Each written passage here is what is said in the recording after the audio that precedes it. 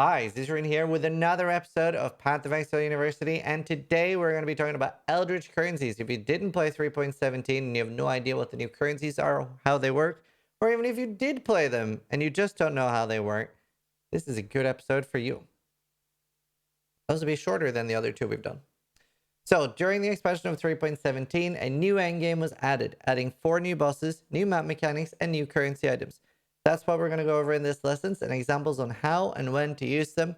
And there might be some changes to numerical values of the crafts, but we're not expecting any changes, like any large changes to the system. We are expecting changes to the drop rate, and we do not know how much that is, but probably in our favor. I would say it's safe to assume it's in our favor because some of the bosses dropped barely any Ichor or Ember, which is the 2 new currencies. So we have Ichor and Ember, and I think I'm pronouncing that correctly. And there's 1 for each color. Eater of Worlds is blue, and Searing Exarch is red. And it adds a Eldritch Influence Implicit modifier for each color, and they're separate, and they roll separately as well. And you can have both on 1. However, you cannot be you cannot use them on like you can't have a hunter item or a shaper item or a synthesis item with influence. You can have a fractured item, which is great. Makes fractured items extremely powerful. Which is weird because fractured does count as an influence, but we still lets us use them. So very cool. Very, very nice of them. There are 6 tiers total. The lowest 4 are acquired by using Ichor and Embers directly, and the highest 2 you can only get with an Orb of Conflict. It is incredibly hard to get. I didn't have a single tier 5 or 6 all of last league of the 2 highest. So the modifier items is based on the amount of tier of Ichor and Ember, and they are implicits. So let's say you have a glove with 70 life and you use one of these currencies, it's not going to change that 70 life.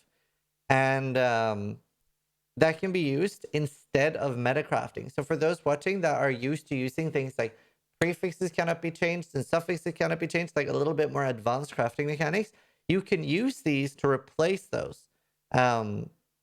Because we have we'll have a list. I think it's on the next slide or the one after that. But the new Eldritch currencies are really good. So for example, you can either wipe or remove the prefixes, or wipe or remove the suffixes, which very often ends up costing us 2x previously, but now we can use these new Eldritch currencies. These are different from the Ichor and Embers. We'll show those later and it'll make more sense. I think it's there. Yeah, they come later. Making sure again. So Ichor and Ember counts as Eldritch Influence, cannot be used on items with other influence, and it only works on body armor, gloves, helmet, and boots. That means that there's still a lot of room for other influencings like influence rings, amulet, and shield, but also there are still cases where you're going to want to use a normal like shaper chest or shaper gloves, etc. And there are 4 tiers of currency, and they have 6 modifiers. Nearly everything has 6 modifiers. So some modifiers do not exist at the lower tiers. And the lower the tier is, the less effective it is. So for example, can't remember the exact numbers, but for example, if you use the blue currency on gloves, you get like 7% spell suppression. And if you go 1 tier up, it'll be like 8 to 9, and then 10 to 11.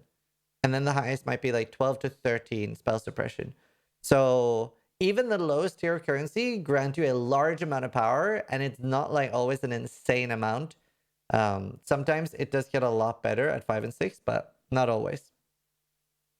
So lower tier, less effective bonus. This is kind of weird. We were discussing this actually when making these because it's very interesting. A tier 1 or tier 0 unique is considered the best uniques in the game. However, tier 1 Ichor or tier 1 Ember is not the highest. It's the lowest. And this is all community made. We're just very inconsistent as a community. Because, you know, technically this would be tier 6, tier 5, tier 4, tier 3. If we were going with our normal naming conventions as a community. But yeah, for whatever reason, when somebody says tier 1 Ichor, they actually mean the lowest. Have fun with that. Aren't we consistent? So they do replace implicit modifiers. So let's say there is a glove called a fingerless silk glove. And if you use it on that, it'll lose its 16% spell damage. I can't remember if it worked on synthesized at all. I think it does. It just removes it. So it's like, it's not something you would want to use on synthesized items. And yeah, it does not work on something that already has an actual influence. But it's very strong that it works on fractured. It has a pool of modifiers per slot per influence. So what you can get on a helmet is different than what you can get on glove, and what you can get on blue is different than what you can get on red. They do not share any of the same modifiers. And lesser currency leads to a lesser implicit. You cannot get lower or higher modifiers accidentally. Like you cannot use a lowest tier blue currency and accidentally get the highest tier. The Orb of Dominance. The higher tier of the implicit is always considered dominant, and this is pretty important for the Eldritch currencies. The Exceptional Ember is higher than Lesser Ember, and if they're equal, let's say that you use a Lesser Ichor and a Lesser Ember, there's no dominant one. So that means a lot of the Eldritch currencies do not work.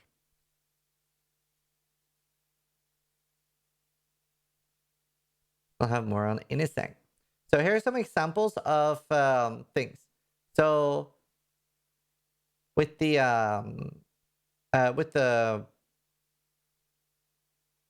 oh, right, sorry. So here's the synthesized items as an example. So this already has increased area of effect. And then we use the Eldritch Ember, and that means it loses that. So ideally you do this on normal items. And it's really good because it makes normal items and identifying items, especially Elite Search, so much better. But now we use a red currency on this, and then it gets crit multi. If we then use a blue currency on it, you can see that the crit multi stays, and now it has Wrath Aura effect. Now, in this case, the blue is dominant. Eater Worlds is dominant. And this is where Eldritch Currency comes in. They were also added in 3.17, so we have the Orb of Conflict, Eldritch Exalted Orb, Eldritch Orb of Annulment, and Eldritch Chaos Orb. The Orb of Conflict raises the strength of one either Searing Exarch or Eater of Worlds modifier on an item and lowers the strength of another. If it would go to, like if it's already at the lowest tier and it gets removed, it'll be completely removed. And based on the weighting per tier, the lower chance to increase higher tier, and that's actually the orb itself. The orb itself tells you. So if you have one tier 3 and one tier 5, it is a lot more likely that you will get tier 4, tier 4 than tier 2, tier 6. So when you're trying to upgrade, let's say you want to invest heavily into an item and you're trying to get either tier 5 or tier 6, you don't want to have one. Let's say you finally roll the one you have on tier 4, right? Let's say a common thing was strike skills hits an additional enemy. So let's say you finally managed to roll that with a tier 4. And then it can be very easy to think, well, I'm just going to use the Orb of Dominance on it. So I will use the opposite one at a low tier because it's just going to get removed if it hits anyway. You actually want to go the second highest you can. So you would want to do tier 4, tier 3 to have a higher chance. Because if you have a tier 4, tier 1, it is always going to upgrade the tier 1. So that's important. And if you have tier 4, tier 4, Orb of Dominance will just have a 50-50 chance. 50-50 chance. So for the Orb of Conflict, the dominant stuff does not matter.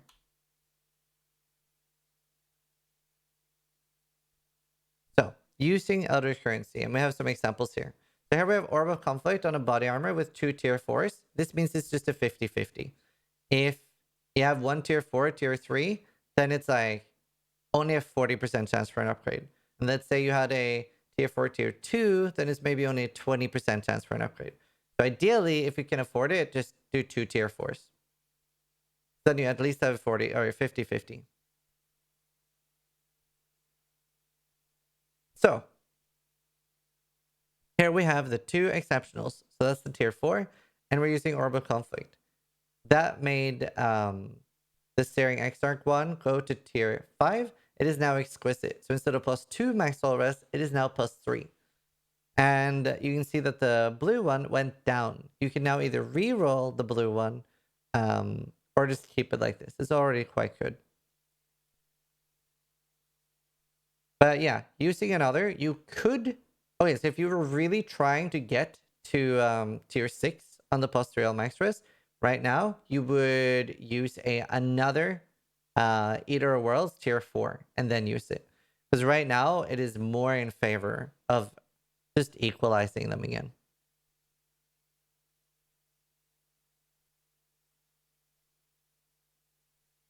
And you can always overwrite the tier 2 roll with the tier 4 using the correct color. Like, you can always just use the currencies.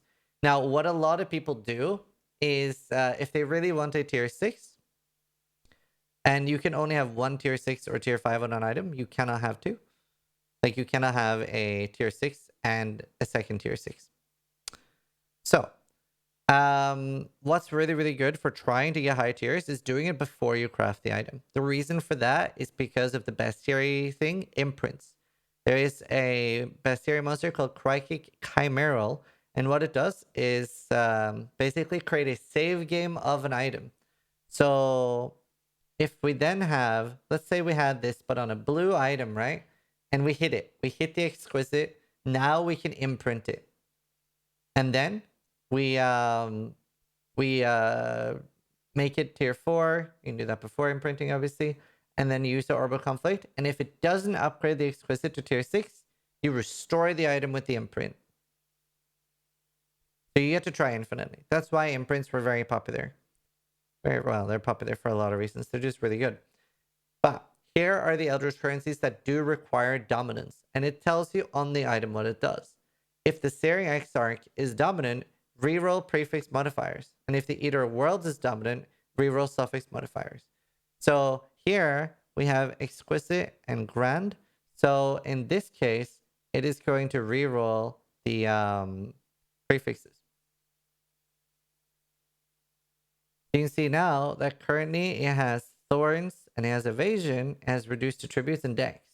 In this case, since the Searing Exarch is dominant, it is going to keep the suffixes and it is going to reroll the prefixes. And this could add a third suffix. It didn't used to be able to, but it can now. Which is kind of annoying. They were very, very, like, if you only played the start of last league, they were better in a way. They were safer. So say, for example, that you had an open suffix and you wanted that suffix to be open to be able to use meta mods. Like prefixes cannot be changed or cannot be like stuff like that. That was safer at the start of the league. They changed that halfway through the league where rerolling prefixes, even though like it's not supposed to reroll, it doesn't reroll the existing suffixes, but it can add. So in this case, to make that safe, you would craft lightning rest or something. You can't always do that. Sometimes you have another craft that you actually need to keep. But yeah. Anyway, next up we have Eldritch Orb of Annulment. It's basically the same thing. It's an annulment that'll target either the prefixes or the suffixes. And this works just like an annulment. So obviously a normal annulment is just going to be randomly picking one from all the 6 mods. Whereas this one, you get to choose, well, am I going to annul a prefix or am I going to annul a suffix? Exalted Orb, same thing. This will either exalt a prefix or exalt a suffix. So this also changes stats. That's not implicits. Yes. So these are the Eldritch currencies. These have nothing to do with implicits. These have nothing to do with implicits. Thank you, Steel. I appreciate the raid. These are for actually modifying the stats. So an Eldritch Exalted Orb, in this case, you can see here, it has Energy Shield, it has Thorns, and now we Exalt, and we hit Mana. This is also very realistic, because that is exactly the kind of rolls you should get used to Exalting. So the real big benefit of these is that they are really good crafting sources, and let you have more agency over exactly how you're crafting. The Eldritch modifiers range from marginally usable to generally always worth it. So they can be things like, for example, 7% fire damage over time multiplier on gloves. They can be +1 max res on helmet and gloves and boots, and chest can be +1 all max res, not just like fire or lightning. So really, really good stats. A fairly popular one is, for example, action speed on boots. That just makes everything you do faster. Attacking, casting, moving. Really, really good. And you will basically, if you're not planning on using another influence like Shaper or Hunter or anything, then it is always worth it. Always worth it. And some builds rely on these influences to get the last 5 to 20% of a stat to function. So, for example, ailment immune and things like that, or spell suppression. And you can end up saving a lot of passive points on the tree, or be able to get other modifiers on gear. So they are honestly very great and really function well in the ecosystem of gear. So yeah, you can get 7 to 12 spell suppression on gloves, and that will maybe let you remove 2 or 3 nodes on the tree. Especially with spell suppression, because it's such a, you need either 100% or nothing. So consider them being borderline free bonuses to 4 slots, especially at League Start and even on temporary pieces of gear. And the lowest tier is considered just general currency. It can drop anywhere in maps. Later on, to get the higher tiers, you're actually going to have to be in like tier 14s and do the actual league, or not league mechanic, the Eldritch mechanic. But just the lowest tier will drop everywhere. If you start focusing on farming Eldritch maps, you will accumulate a lot. Like I had like 400 or 500 of the Eldritch currency. And that's just on Soul Safan. Obviously, you can buy them off other players. We're going to list a few notable modifiers from each slot and category to look out for. But poedb.tv.us has a full list of everything. So you could just browse and see what would be good items for your build. There's also weight. Weight is very important in Path of Exile. And you might get unlucky and not get the one you want. There's also conditional modifiers. Like, for example, while a unique enemy is in your presence, you will get 9% more spell suppression. Some people don't want to use those because they want the thing to be active all the time. Conditionals will, like, sometimes be worth it when it's, for example, say you have no problem with single target damage and you're able to get, like, oh, a pinnacle boss or a unique enemy is in your presence, then you get a big damage boost. That might be okay. Like, maybe you don't need more like random damage. So let's look at some of the notable Searing Exarch modifiers. Drops Scorch, Brittle, or Sapped Ground while moving, and that'll last 2 to 7 seconds. This is really, really good if you're okay with, like, standing on top of the boss or running past the boss, and they can give those. They're very strong modifiers that we've talked about in previous lessons. We have increased movement speed. We have increased action speed, onslaught effect, plus fire, cold, or lightning resist, or chaos. +1 or 2 max fire resist. +2 is only a tier 5 or above. We have chance to avoid being ignited, shocked, frozen, or stunned, and that can add up to through the rest of your gear. You can get immune. Increased effect of buff granted by your golem, and Flesh Offering has increased effect. Eater of Worlds has ignites, poisons, or bleeds. You inflict deals damage X times faster. So for an ignite build, this would generally just be the same as more damage. Very, very strong. Physical damage is extra fire, cold, lightning, or chaos damage. Increased armor from equipped helmet or gloves. Avoid ailments. Avoid bleed or avoid poison. Increased elusive effect, which is amazing if you're doing a build like Nightblade, which a lot of Omniscience builds use. Increased cooldown recovery of travel rate skills. That's very, very good for doing boss fights, with making Flame Dash, for example, a lot better. Next up, we have glove modifiers for Searing Exarch, and here we have increased attack speed. This, if you were playing the start of the league and you felt like this didn't work, it didn't. It does now. Confirmed is fixed. Increased critical strike chance for attacks, physical damage to attacks, or specific damage over time multiplier. So fire, cold, poison, or chaos rather. Herald increased buff effect, up to +2 max cold rest. Strike skills hits 1 or 2 additional nearby enemies. 2 is only at 5 or above, but is insanely sought after. 1 rage on hit with attacks. Obviously really, really good. and percentage chance to intimidate or unnerve enemies. So as you can see already, there's so many very strong ones. We'll continue to go through every item just so you have an idea of how great these are. And it's really nice that you can just have, maybe you actually find a really nice item while leveling. Like pretty early on, something with like 90 life and tri-rest or 90 life, dual rest and spell suppression. And normally before we would have to be like, well, I'm replacing that later with an influenced item. But now, since you can add these later, you might actually be able to keep it for the end game. So gloves can get 7 to 12 spell suppression, even if it is not an evasion base. Fire exposure on hit, and this is really, really good for if you don't have fire exposure or if you don't have EE on your build. Remember that exposure does not stack. Physical damage converted to Y.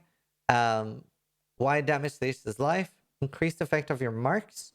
And tier 4 is 19% against bosses and 24% against pinnacle bosses, which is a large amount. And then projectile pierce targets. Really, really good. Goes up to +2 at tier 5. Helmet. This is probably... It's a bit of a mixed slot. I feel like gloves was my favorite slot that I rolled the most. But there are good things on helmet as well. Curse effect, max lightning res, area of effect, cast speed, crit chance for spells, and then extra added damage.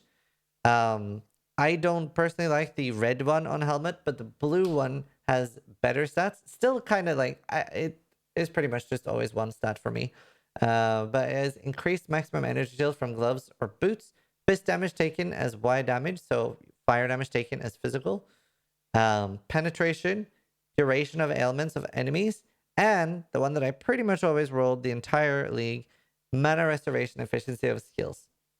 There's also increased attack damage or physical damage from hits taken as elemental or chaos damage. There is also reduced mana cost, which I think is red, which is used on a few builds if you're trying really hard to get 0 cost or 1 cost.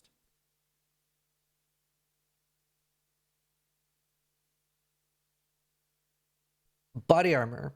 Searing Exarch as X crit multi for spells or attack damage. Really, really good. Increased elemental, chaos, or global damage. Flasks applied to you have increased effect, or flasks gain a charge every few seconds.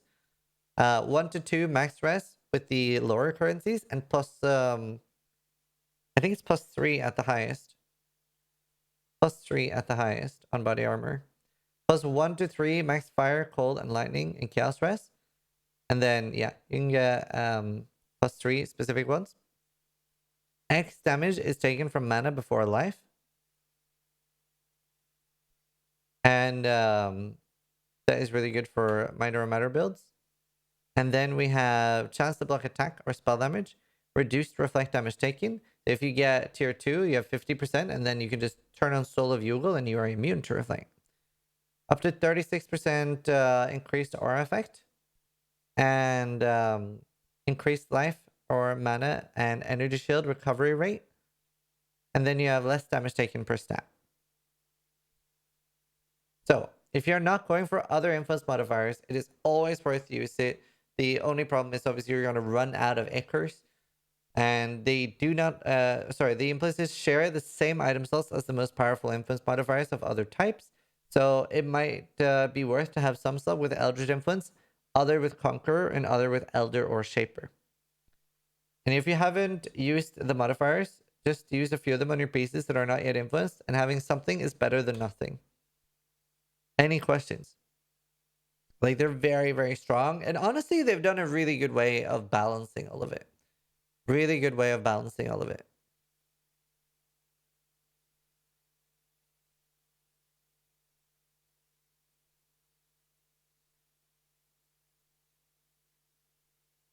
Can you remove the influence from an item? You cannot remove the influence.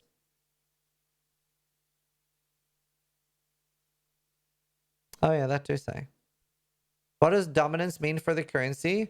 So the dominance for the currency is, for example, if I'm using a Eldritch Chaos Orb, that's what we explained here. And in this case, this one is dominant, Searing Exarch, and that means that the Chaos Orb is going to reroll the prefixes. You can with the Orb of Conflict, right? If you hit a tier 1. No, you can never remove influence entirely. You'll always be left with 1. So you could not remove it and then do a Conquer Exile. You'll always at least have some influence. Can you split an influence item and maintain implicits? No.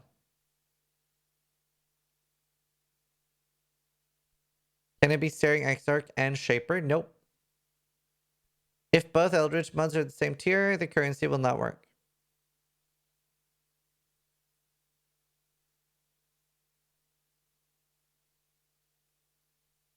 I used them on my Blizzard Crown. Yeah, that'll remove the implicit, like we said. Can the new currency interact with influence items? Nope. If I have 2 implicits and I reroll it, can I get 3 implicits? No. Can only get 1 of each.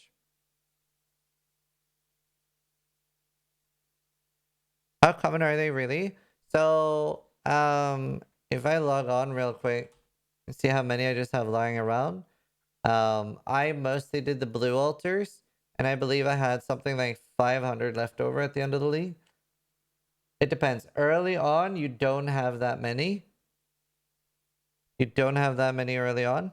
Once you start doing tier 14s to 16, you start getting a very large amount.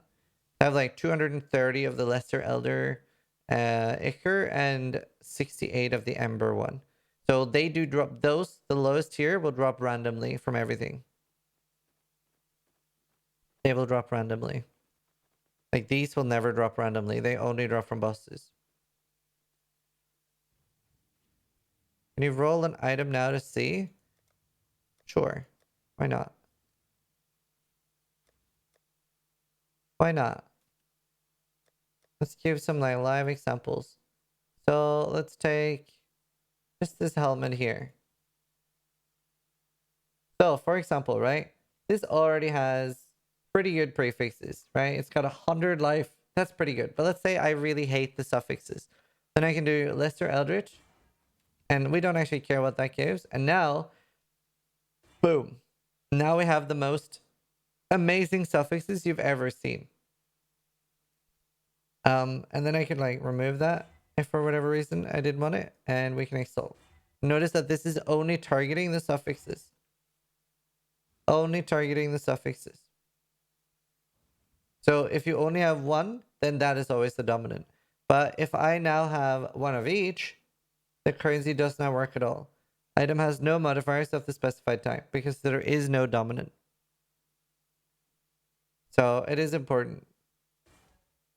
Now we were super lucky with our highest tier. We got 14 to 29. And then we can use, that's the highest tier I have, and I can use Orb of Conflict. And now you can see that we got tier 5. We got very, very lucky. We got tier 5. And we can try once more, see if we get tier 6.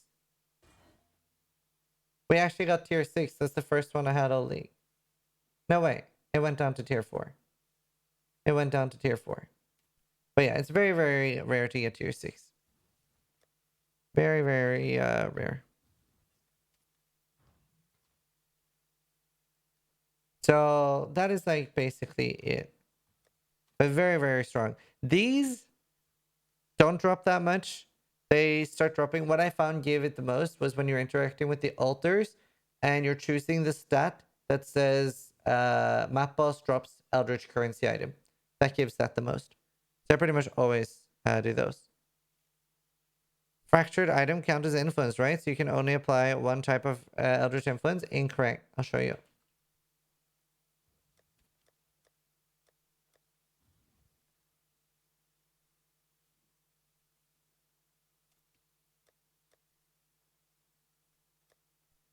Should have here. So we'll have that one and that one.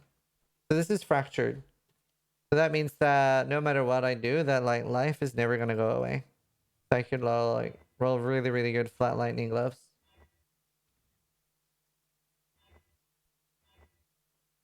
So it's very strong. Very strong to use with fractured. And with synthesize, you can still use both. It'll just remove the synthesis mod as soon as you use one. Two-tone boots as well, you'll remove it. I think that is pretty much all we had on Eldritch Currencies. So thanks for watching. Sub if you liked the video, and more importantly, try to die less than I do.